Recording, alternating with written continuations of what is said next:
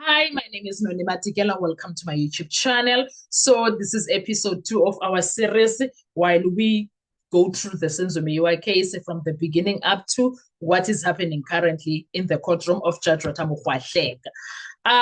Our second episode will be the first investigation, what went wrong, examination of the initial investigation, and concerns raised over the years. So that's what we are going to look into because we want to know how did we get to where we are today. The Senzo Meyiwa matter, where did the investigation go off track? So that's what we are going to check. Now, welcome back to the series examining one of South Africa's most discussed criminal cases, the matter of Senzo Meyiwa. Let's do a recap. In episode 1, we explored the tragic events of 26 October 2014 and the people who were inside their house in Vosloorus when the fatal shooting occurred. So today we are looking at what happened after the shooting, the first police investigation, the decisions that were made, and why so many questions continued to be asked over the years. In this episode, we are going to focus on publicly reported developments and issues that later became topics of debate during court proceedings. As always, the accused remained presumed innocent unless proven guilty in a court of law, and many disputed matters have yet to receive final judicial findings. First of all, the immediate police response. Let's deal with that. The first hours after any murder are often considered the most important. Investigators typically aim to secure the crime scene, identify witnesses, collect evidence, collect forensic evidence, photograph everything that is there in the crime scene, preserve the exhibits, and establish a clear timeline of what is happening. In Senzo Meyiwa case's situation, police responded to the shooting at the Khumalo family home in Vosloorus. Officers collected evidence and interviewed the people who were inside the house. We all know who were they.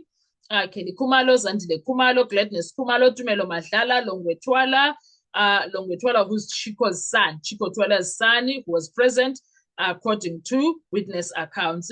Senzo Meyiwa's daughter, Kenny Khumalo's son, were also reportedly present, and Mthokozisi Twala. Mthokozisi Twala and Tumelo were the friends of Senzo.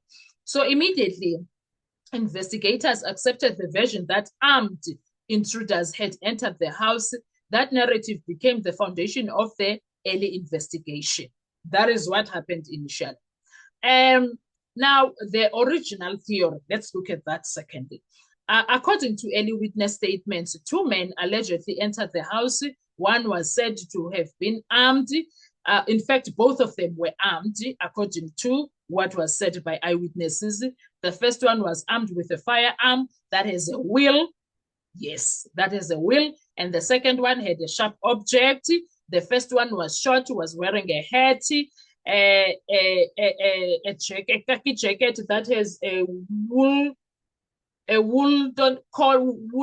collar, and the other one, the tall one, was wearing a hoodie and wearing the hoodie cap also. Okay, yes. Now that is what they said happened. And a struggle reportedly broke out. There was a scuffle. Then in that scuffle that was happening, a shot was fired. The suspects allegedly fled on foot. For months, police searched for these alleged intruders. Sketches were released. Rewards were offered. Several people were arrested over the years. Yet, no prosecution followed. Hold on to that. Okay, hold on to that. Sorry. Also, third thing, the question that we will have is, why did the investigation stall? What happened? As months turned into years, the investigation appeared to lose momentum. Several factors became matters of public discussion. And what kept the Senzo Meyiwa case alive, murder case alive, was South Africans. They kept at it on Twitter, on Facebook, on all social media accounts. They kept asking about it. What is happening? Why is this? Where is, do you understand? He was with the people inside. Why is there nothing happening, etc.? It was like that in South Africa. Now, multiple witness accounts were taken. Investigators had to compare several eyewitness statements. As later court proceedings revealed, witnesses differed on various details such as movement, positioning, timing, and what each person claimed to have seen, and even the so-called firearm. In fact, the eyewitnesses saw a firearm that has a wheel, but the investigators are saying it was a 9mm. The investigation, what the witnesses saw is a revolver. Yes. Whether those differences reflected normal variations in memory after traumatic event or indicated deeper reliable issues became a central point of dispute during the trial. But one thing that we cannot take away from the witnesses, all of them, they told the truth when it comes to the firearm. It's the investigators that are changing the firearm. It's very clear. No immediate breakthrough. Despite extensive searches, no firearm was recovered. No confirmed getaway vehicle was identified. No suspect was convicted at time. People gave up, but as time passed, public confidence began to decline. Now, there were changes within SAPS. The case passed through different investigators over several years. Different investigative approaches followed. This later became relevant because the eventual prosecution relied on evidence gathered during subsequent investigations rather than solely on the original inquiry. Now, there was also public criticism. As years passed, questions became louder. Many South Africans kept asking, why had such a high-profile murder remained unsolved? Media coverage intensified. Football fans demanded answers. Civil society groups questioned investigative progress. The case increasingly became symbolic of broader concerns about delays and challenges in complex criminal investigations. And then there was the cold case years. Between 2014 to 2020, little visible progress appeared to emerge publicly. During this period, numerous theories circulated, speculation grew, and confidence of the investigation continued to be debated. Eventually, the case was reassigned to a new investigation team. That decision marked a significant turning point because there was arrest that brought us to where we are today. A new investigation years later, Brigadier Bongani Gininda assumed responsibility for the investigation. His team adopted a different investigative strategy. The new investigation ultimately led to the arrest of the 5 accused in 2020.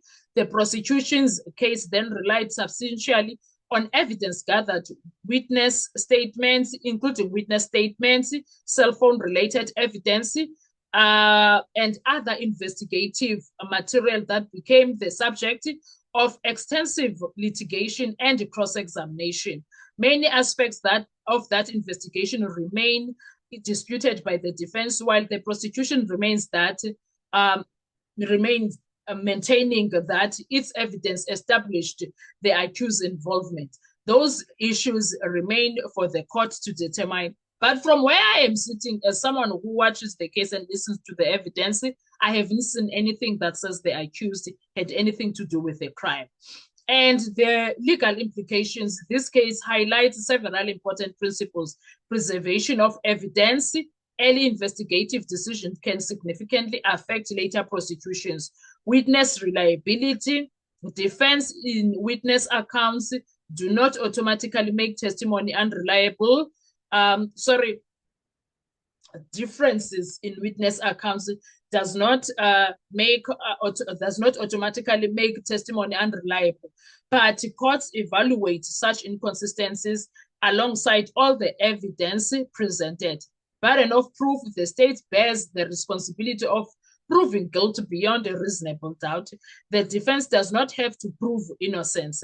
Fair trial rights, both the prosecution and the defense are entitled to test evidence through cross-examination, and the court must ultimately decide what they think. Both the prosecution and defense are entitled to test evidence through cross-examination, and the court must ultimately determine what evidence is reliable and admissible.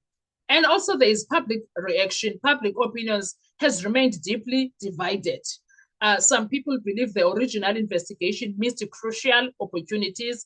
Others argue that investigators were working with limited evidence in an exceptional difficult case.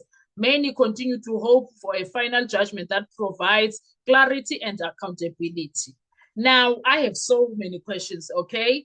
Because a lot is happening in that courtroom and a lot is happening in this case.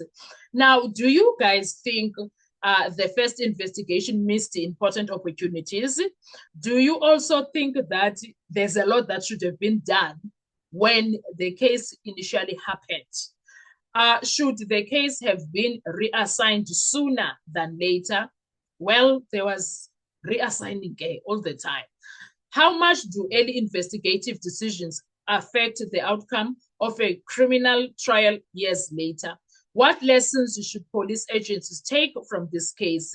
Share your thoughts respectfully in the comment section below. I really appreciate you discussing the comment section.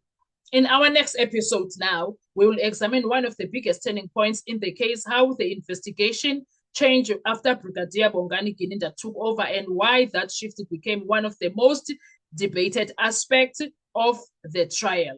If you found this episode informative, remember to like, subscribe, share, and turn on your notification bell so you don't miss the next update. And thank you so much for watching, and I'll see you on our next episode 3. Bye-bye.